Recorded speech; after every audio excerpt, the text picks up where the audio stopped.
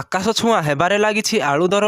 ଚୋରା ବାଟ ଦେଇ ଲୁଚି ଛପି ରାଜ୍ୟ ଭିତରକୁ ପ୍ରବେଶ କରୁଛି ଆଳୁ ବୋଝେଇ ଟ୍ରକ୍। ଆଳୁ ଗାଡ଼ି ଛାଡ଼ିବାକୁ ହାତଘୁଞ୍ଚା ପଶ୍ଚିମବଙ୍ଗରୁ ଆସୁଥିବା ଗାଡ଼ିକୁ ପ୍ରଶାସନ ଅଟକାଉଥିବା ବେଳେ ଚେକ୍ ଗେଟ୍ ନିକଟରେ ଜଗି ରହିଛି ପଶ୍ଚିମବଙ୍ଗ ପୁଲିସ ଏବଂ ଆଳୁ ବୋଝେଇ ଟ୍ରକ୍କୁ ପଶ୍ଚିମବଙ୍ଗରୁ ଛାଡ଼ିବା ପାଇଁ ସୀମାରେ ଜଗି ବସିଥିବା ପୁଲିସ ଟ୍ରକ୍ ଛାଡ଼ିବା ପାଇଁ ଗୋଟିଏ ଟ୍ରକ୍ ପିଛା 20,000 ଟଙ୍କା ଲାଞ୍ଚ ନେଇଥିବା ବେଳେ ଟ୍ରକ୍ ଡ୍ରାଇଭର କହିଛନ୍ତି ଏହି ଟ୍ରକ୍ ଗୁଡ଼ିକ ଆସି ଏବେ କଟକରେ ପହଞ୍ଚିଛି।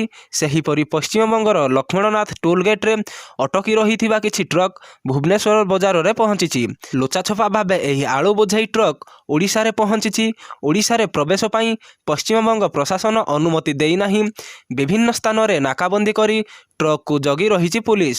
ପ୍ରଶାସନିକ ସ୍ତରରେ କୌଣସି ନିଷ୍ପତ୍ତି ନ ହୋଇଥିବା ବେଳେ ଲୋଚାଛପା ଭାବେ ଆଳୁ ବୋଝେଇ କିଛି ଟ୍ରକ୍ ଆସି ପହଞ୍ଚିଛି, କିନ୍ତୁ ଆଳୁ ଦରରେ ଆଖିଦୃଶିଆ ପରିବର୍ତ୍ତନ ଦେଖାଯାଇ ନାହିଁ।